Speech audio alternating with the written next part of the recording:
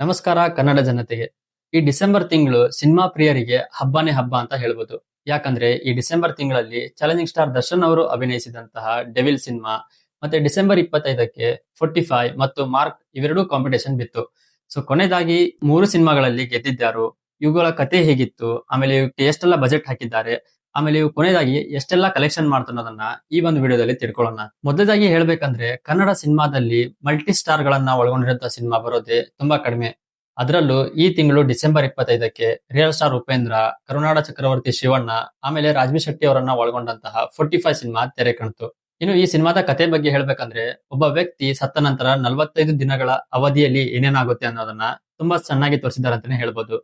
ಅರ್ಜುನ್ ಜನ್ಯ ಅವರ ಮೊದಲನೇ ನಿರ್ದೇಶನ, ಆಮೇಲೆ ಹಾಲಿವುಡ್ ರೇಂಜ್ ನಲ್ಲಿ ಬಂದಂತಹ VFX ಗಳು, ಆಮೇಲೆ ಗ್ರಾಫಿಕ್ ಡಿಸೈನ್ ಗಳು ತುಂಬಾ ಚೆನ್ನಾಗಿ ಈ ಒಂದು ಮೂವಿಯಲ್ಲಿ ಸೆಟ್ ಆಗಿದೆ ಅಂತಾನೆ ಹೇಳ್ಬೋದು.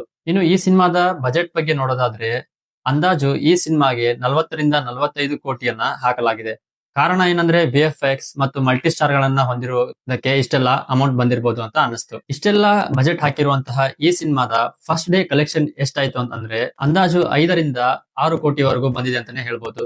ಇನ್ನು 1 ವೀಕ್ ಅಲ್ಲಿ ಈ ಸಿನಿಮಾಗೆ ಕಲೆಕ್ಷನ್ ಎಷ್ಟಾಯ್ತು ಅಂತ ನೋಡೋದಾದ್ರೆ 12 ರಿಂದ 13 ಕೋಟಿ ಗಳಿಸಿದೆ ಅಂತ ಹಲವಾರು ಮಾಹಿತಿಗಳು ತಿಳಿಸ್ತಾ ಇದೆ. ಸೊ ಇದಾಗಿತ್ತು 45 ಸಿನಿಮಾದ ಕತೆ, ಆಮೇಲೆ ಅದರ ಬಜೆಟ್, ಆಮೇಲೆ ಅದೆಷ್ಟು ಗಳಿಸ್ತು ಅನ್ನೋದನ್ನ. ಸೊ ಈಗಾಗಲೇ ನಾವು 45 ಸಿನಿಮಾದ ಕಲೆಕ್ಷನ್ ಮತ್ತು ಕತೆ, ಅದರ ಬಜೆಟ್ ಅನ್ನ ನೋಡಿದ್ವಿ. ಈಗ ಕಿಚ್ಚ ಸುದೀಪ್ ಅವರು ಅಭಿನಯಿಸಿದಂತಹ ಮಾರ್ಕ್ ಮೂವಿಯನ್ನ ನೋಡುವಂತಹ ಸಮಯ.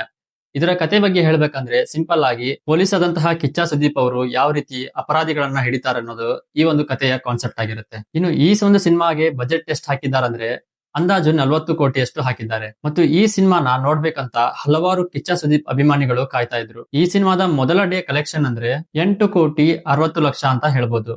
ಅದಾದ ನಂತರ ಈ ಒಂದು ಸಿನಿಮಾದ 1 ವೀಕ್ ಕಲೆಕ್ಷನ್ ನೋಡೋದಾದ್ರೆ ಅಂದಾಜು 28 ರಿಂದ 30 ಕೋಟಿವರೆಗೆ ಇದೆ ಅಂತ ಅನಿಸ್ತು. ಸೊ ಓವರ್ ಆಲ್ ಆಗಿ ಹೇಳ್ಬೇಕಂದ್ರೆ ಈ 2 ಸಿನಿಮಾಗಳು ಟಕ್ಕರ್ಗೆ ಬಿದ್ದು ಡಿಸೆಂಬರ್ 25ಕ್ಕೆ ರಿಲೀಸ್ ಆಗಿದ್ವು. ಈ 2 ಸಿನಿಮಾಗಳ ಕಲೆಕ್ಷನ್ ಡಾಟಾ ಎಲ್ಲ ನಿಮ್ ಮುಂದೆ ಇಟ್ಟಿದ್ದೀವಿ. ಇದರಲ್ಲಿ ಕ್ಲಿಯರ್ ಆಗಿ ಕಾಣ್ತಿದೆ ಮಾರ್ಕ್ ಮೂವಿ ಈ ಒಂದು ಕಲೆಕ್ಷನ್ ರೇಸ್ ಅಲ್ಲಿ ಗೆದ್ದಿದೆ ಅಂತ. ಇದರ ಬಗ್ಗೆ ನಿಮ್ಮ ಅನಿಸಿಕೆಯನ್ನ ಕಾಮೆಂಟ್ ನಲ್ಲಿ ತಿಳಿಸಿ. ಇನ್ನು ಡಿ ಬಾಸ್ ಅಭಿಮಾನಿಗಳು ಕಾದಂತಹ ಚಾಲೆಂಜಿಂಗ್ ಸ್ಟಾರ್ ದರ್ಶನ್ ಅವರ ಡೆವಿಲ್ ಸಿನಿಮಾದ ಕತೆ ಏನು, ಅದರ ಕಲೆಕ್ಷನ್ ಏನು ಅಂತ ಹೇಳ್ತೀನಿ, ಕೇಳಿಸ್ಕೊಳ್ಳಿ. ಡೆವಿಲ್ ಸಿನಿಮಾಗೆ ಅಂದಾಜು 20 ರಿಂದ 25 ಕೋಟಿವರೆಗೂ ಬಜೆಟ್ ಹಾಕಿದ್ದಾರೆ ಅಂತಾನೆ ಹೇಳ್ಬೋದು.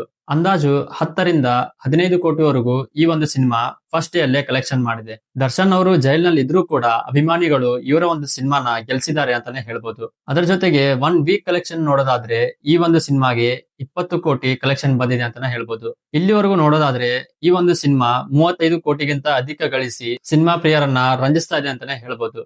ಸೊ ಇದಾಗಿತ್ತು ಈ 3 ಸಿನಿಮಾಗಳ ಕತೆ, ಅದರ ಬಜೆಟ್, ಆಮೇಲೆ ಅವು ಎಷ್ಟು ಕಲೆಕ್ಷನ್ ಮಾಡುದು ಅಂತ. ಸೊ ಈ ರೇಸ್ ನಲ್ಲಿ ಯಾರೆಲ್ಲ ವಿನ್ ಆದ್ರು, ಯಾವ ಸಿನಿಮಾ ಗೆತ್ತು ಅನ್ನೋದನ್ನ ನೀವೇ ಕಾಮೆಂಟ್ ಮಾಡಿ. ಇದಾಗಿತ್ತು ಈ 3 ಸಿನಿಮಾಗಳ ಕತೆ, ಬಜೆಟ್ ಮತ್ತು ಕಲೆಕ್ಷನ್. ಈ 3 ಸಿನಿಮಾಗಳಲ್ಲಿ ನಿಮ್ಮ ಫೇವರೇಟ್ ಯಾವುದು? ನೀವು ಈ ಸಿನಿಮಾಗಳನ್ನ ನೋಡಿದ್ರೆ ನಿಮ್ಮ ಅಭಿಪ್ರಾಯವನ್ನ ನಮ್ ಕಮೆಂಟ್ ಬಾಕ್ಸ್ ಅಲ್ಲಿ ತಿಳಿಸಿ. ಅದರ ಜೊತೆಗೆ ಇದೇ ರೀತಿ ಹೊಸ ಹೊಸ ಮೂವಿ ಅಪ್ಡೇಟ್ ಗಾಗಿ ನಮ್ ಚಾನಲ್ ನ ಸಬ್ಸ್ಕ್ರೈಬ್ ಮಾಡ್ಕೊಳ್ಳೋದನ್ನ ಮಾತ್ರ ಮರಿಬೇಡಿ. ಆಮೇಲೆ ಈ ವಿಡಿಯೋನ ನಿಮ್ಮ ಸಿನಿಮಾ ಲವರ್ಗೆ ಶೇರ್ ಮಾಡೋದನ್ನ ಮಾತ್ರ ಮರಿಬೇಡಿ.